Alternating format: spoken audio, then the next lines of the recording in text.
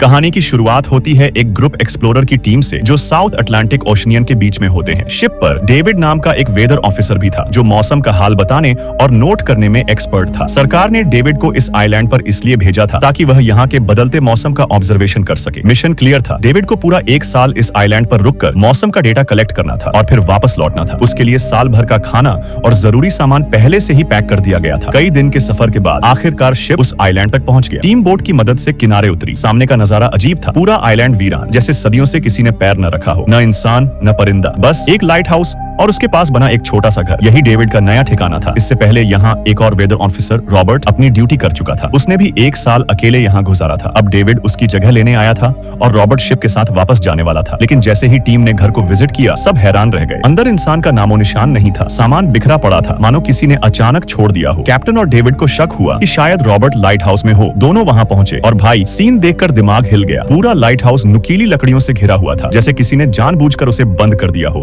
ताकि कोई अंदर न जा सके। गेट नॉक किया, कोई रिस्पांस नहीं। आखिर धक्का मारकर गेट तोड़ा और अंदर पहुंचे। अंदर उन्हें मिला एक शख्स, नाम था ग्रूनर। जब रॉबर्ट के बारे में पूछा तो ग्रूनर बोला वो मर गया, समंदर में गया और लौटकर कभी नहीं आया। डेविड और कैप्टन दोनों चौंक गए। इसके बाद कैप्टन ने डेविड को ऑफर दिया, अगर चाहे तो अभी हमारे साथ लौट चल। लेकिन डेविड ने इनकार कर दिया। उसके दिमाग में साफ था, अगर वो सरकार को इस आइलैंड का एक्यूरेट वेदर रिपोर्ट देगा तो उसे मोटी रकम मिल सकती है। कैप्टन ने जाते जाते उसे एक गन थमाई और कहा, अपना ख्याल रखना, यह जगह मुझे सेफ नहीं लग रही। और फिर शिप निकल पड़ा। अब डेविड इस वीराने में अकेला था। डेविड ने घर को थोड़ा सेटल किया। रात को अलमारी खंगाली तो हाथ लगी रॉबर्ट की पुरानी डायरी। उसमें आइलैंड के बारे में बहुत कुछ लिखा था। कुछ अधूरी बातें, कुछ मिस्टीरियस क्रिएचर का जिक्र और अजीब तरह के जानवरों के स्केच। डेविड सोचने लगा, शायद अकेलेपन में रॉबर्ट टाइम पास करता रहा होगा। लेकिन डायरी पढ़ते पढ़ते उसे बेचैनी होने लगी। एक पेज पर तो रॉबर्ट की वाइफ की फोटो भी चिपकी हुई थी। पढ़ते पढ़ते डेविड की आंख लग गई। अगली सुबह उसने अपना काम शुरू किया। लेकिन जैसे ही समंदर के पास पहुंचा, उसके कदम रुक गए। चट्टानों के बीच पत्थर और शेल्स अजीब पैटर्न में सजाए गए थे। डेविड को लगा यह ग्रूनर का काम होगा और वो वापस अपने काम में लग गया। लेकिन तभी दूरबीन से लाइट हाउस देखा और शॉक, ग्रूनर के साथ एक और इंसान खड़ा दिखा। डेविड दोबारा देखने लगा, लेकिन अगले ही पल वो गायब हो गया। उसे लगा शायद वहम है। रात को डेविड काम में बिजी था, तभी दरवाजे पर नॉक नॉक। डेविड ने सोचा शायद ग्रूनर होगा। उसने नाम पुकारा, लेकिन साइलेंस। हाथ में लैंप लेकर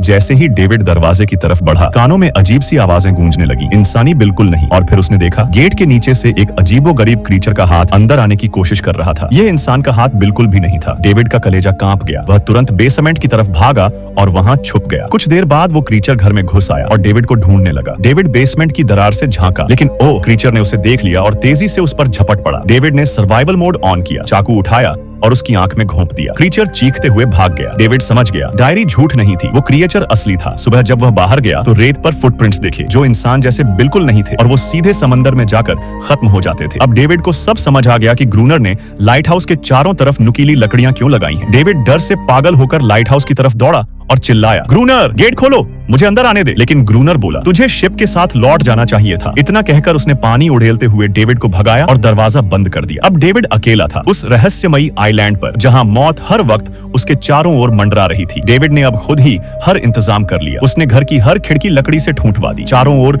नुकीली लकड़ियों का कंटा खाली घेरे बना दिए और गेट के बाहर पुराने कागज पत्र और किताबें जमा कर उन पर तेल छिड़क दिया ताकि अगर वे वापस आए तो आग से डरकर भाग जाए। पर एक बात थी जो डेविड अभी तक नहीं जानता था और वही बात उसे आज रात उजागर होने वाली थी। किस्मत से उसे घर के अंदर एक पुराना बक्सा मिल गया। बक्से में एक राइफल और गोलियों का ढेर था। यह देखकर उसके अंदर जिंदा रहने की एक टूटी फूटी उम्मीद लौटी। जैसे जैसे सूरज ढलता गया, डेविड के अंदर डर गहरा होता गया। रात का अंधेरा चारों ओर फैल गया। गन थामे वह घर के एक कोने में चुपचाप बैठा रहा। उसकी धड़कनें तेज थी। तभी दूर से अजीब सी आवाज आई। खिड़की से झांक कर उसने देखा पानी से एक के बाद एक कई अजीब जीव उभर रहे थे और उसकी तरफ बढ़ रहे थे। कुछ ही देर में वे सभी इकट्ठा होकर गेट तोड़ने लगे। डेविड ने गोलियां चलानी शुरू कर दी। कुछ जीव वहीं ढेर हो गए। उसने सोचा कि आवाज सुनकर वे डरकर भागेंगे, पर साथी जीवों को गिरते देख उनका क्रोध और भी बढ़ गया। तब डेविड ने अपनी योजना के मुताबिक गेट के बाहर जमा कागज और किताबें जला दी। आग देखकर जीव पीछे हट गए और समंदर की ओर लौट गए, पर अब आग उसके ही घर तक पहुंच चुकी थी। लकड़ी के घर ने आग पकड़ ली और तेजी से फैलने लगी। डेविड ने एक चादर में खुद को लपेटकर बाहर भागा और लाइट हाउस के पास रखे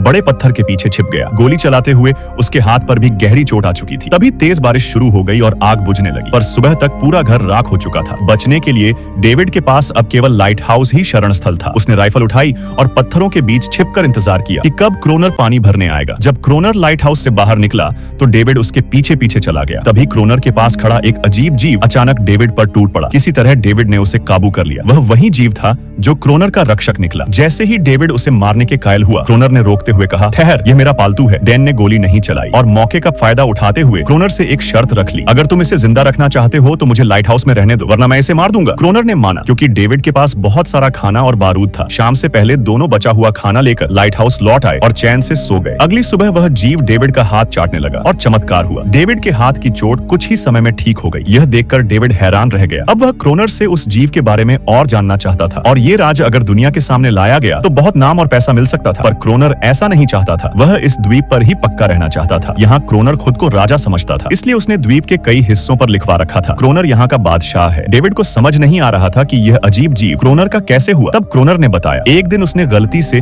उस जीव को अपने फिशिंग नेट में फंसा हुआ पाया और उसे बचा लिया। तब वह छोटा था और तभी से वह क्रोनर के संग लग गया। धीरे धीरे वह उसकी हर बात मानने लगा। पर क्रोनर सख्त था। उसने उस पर क्रूर व्यवहार किया और एक बार की सजा के बाद वह जीव पूरी तरह क्रोनर की गुलाम बन गई। और अब आप समझ गए होंगे कि रात रात भर क्यों समुद्र से अन्य जीव निकलते हैं। वे सब अपने साथी को क्रोनर से छुड़वाने आते हैं, पर क्रोनर ऐसा होने देता नहीं। वे उजाले में हमला नहीं कर पाते। सूर्य की रोशनी उनकी चमड़ी जला देती है। डेविड अब इस द्वीप पर और नहीं रहना चाहता था। वह कहीं निकलना चाहता था। शाम होते ही क्रोनर ने कहा, राइफल ले लो, तैयार रहो, वे कभी भी आ सकते हैं। लाइट हाउस की रोशनी चालू हुई और समंदर से विशाल संख्या में जीव बाहर निकले। क्रोनर लगातार उन पर फायर करता रहा, पर डेविड डर के मारे भीतर जाकर एक कोने में बैठ गया और थोड़ी देर में बेहोश हो गया। क्रोनर ने सारी रात अकेले लड़ते हुए बिताई। सुबह क्रोनर ने डेविड को पानी से जगाया और कहा, अगर बचना है तो इनकी जान लेनी सीखो, वरना यहाँ से निकल जाओ और मेरी हर बात मानो। रोज पानी भरना, लाइट हाउस के काम करना और रात की ड्यूटी निभाना होगी। अब डेविड के पास कोई दूसरा रास्ता नहीं बचा था। यह उसकी मजबूरी बन गई। वह मान गया। पर जो बात उसे बिल्कुल भी बर्दाश्त नहीं हुई वह यह थी कि हर रोज उस फीमेल जीव के साथ क्रोनर जो बर्ताव करता वह उसे कतई मंजूर नहीं था। रात फिर आई। दोनों ड्यूटी पर तैयार थे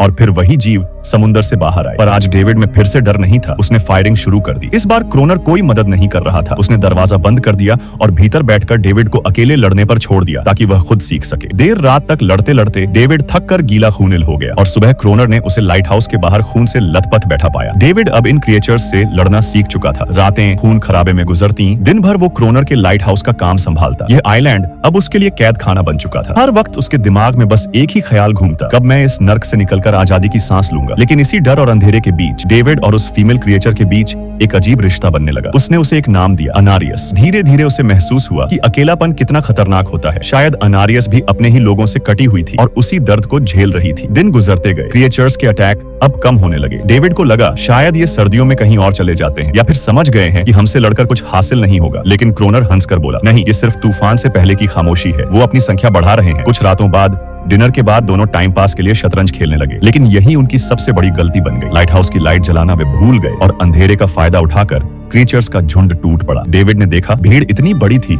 कि उनकी गोलियां भी बेकार हो जाएं। उनके पास न कोई प्लान था न हथियार। दोनों किसी तरह भागते भागते लाइट हाउस की चोटी तक पहुंचे। लेकिन तब तक क्रोनर के पैर में गहरी चोट लग चुकी थी। लग रहा था कि आज उनकी मौत पक्की है, मगर किस्मत ने उन्हें फिर बचा लिया। जैसे ही सुबह की किरणें समुद्र पर पड़ी, क्रीचर्स धुआं बनकर समंदर की गहराइयों में लौट गए। अनारियस ने तुरंत क्रोनर के जख्म पर मरहम लगाने की कोशिश की, लेकिन अब डेविड को सच्चाई समझ आ चुकी थी। वो यह जंग कभी नहीं जीत सकते। गोलियां खत्म हो चुकी थीं, खाना भी लगभग खत्म। अगले दिन किस्मत ने डेविड को एक उम्मीद दिखाई। दूर समुद्र में एक जहाज नजर आया। वो तुरंत फ्लेयर गन लेकर बाहर भागा, लेकिन तभी क्रोनर ने उसका हाथ पकड़ लिया। तू यहाँ से कहीं नहीं जाएगा। डेविड हैरान रह गया और तभी अनारियस ने क्रोनर पर हमला कर दिया, क्योंकि वो जानती थी क्रोनर डेविड को कभी जाने नहीं देना चाहता था। ये आइलैंड अब उसकी अपनी दुनिया बन चुका था। वह यहाँ खुद को राजा समझता था और डेविड उसके अकेलेपन को तोड़ता था। अगर डेविड जहाज पर लौट गया तो पूरी दुनिया को इन रहस्यमय प्राणियों के बारे में पता चल जाता। डेविड का सपना था इस सच्चाई को दुनिया के सामने लाना। एक दिन उसने अनारियस को मछली की हड्डियों से बनी एक छोटी बोट तोहफे में दी। बदले में अनारियस ने उसे एक असली छुपी हुई नाव दिखाई। तभी डेविड के दिमाग में प्लान आया, अगर डाइविंग सूट पहनकर डूबे जहाज से डायनामाइट निकाल लिया जाए तो इन खतरनाक प्राणियों से लड़ा जा सकता है। क्रोनर चालाक था। उसने कहा, ठीक है, तुम नीचे जाओ और डायनामाइट लाओ। लेकिन उसका इरादा साफ था। वो चाहता था कि डेविड वहीं मर जाए, मगर किस्मत डेविड के साथ थी। वो बच निकला और विस्फोटक लेकर आ गया। दोनों ने लाइट हाउस के चारों ओर डायनामाइट बिछा दिए और फिर आया हमला। पहली ही धमाकों में कई क्रिएचर्स मारे गए, लेकिन तभी क्रोनर ने धोखा दिया। धमाके इतने तेज हुए कि दोनों बेहोश हो गए। सुबह जब डेविड ने आंखें खोली तो उसने एक अलग ही सच्चाई देखी। ये प्राणी वैसे नहीं थे जैसे क्रोनर बता बताता आया था। इनके भी बच्चे थे, इनके भी परिवार थे और ये भी अपने तरीके से जीना चाहते थे। डेविड का दिल पसीज गया, लेकिन क्रोनर ने इसे भ्रम कहा। उसने अनारियस पर जुल्म किया, यहाँ तक कि उस पल भी जब शांति का रास्ता निकल सकता था। क्रोनर ने बंदूक उठाई और गोलियां चला दी। मासूम बच्चे की जान चली गई। डेविड चिल्लाया, रॉबर्ट बस करो, तुम खूनी नहीं हो। यही असली सच था। क्रोनर का नाम रॉबर्ट था। उसकी पत्नी की मौत और अकेलेपन ने उसे पागल बना दिया था। वो अपने अंदर के दर्द को इन प्राणियों पर निकाल रहा था। रॉबर्ट की आंखों से पर्दा हटा। उसने बंदूक नीचे गिराई और खुद को उन्हीं क्रिएचर्स के हवाले कर दिया जिन्हें वो अब तक मारता आया था। समय बीत गया, नए अफसर आए तो डेविड ने क्रोनर का सारा सच छुपा लिया। उसने सिर्फ यही कहा, ये आइलैंड इंसानों के लिए नहीं है। अब डेविड खुद भी यहाँ से जाना नहीं चाहता था। और दूसरी तरफ अनारियस अब अपने परिवार के साथ आजाद थी। कहानी खत्म होती है, लेकिन एक सवाल छोड़ जाती है, असल में राक्षस कौन था? वो प्राणी या फिर इंसान खुद? अगर आपको यह कहानी पसंद आई हो तो लाइक और सब्सक्राइब जरूर करें।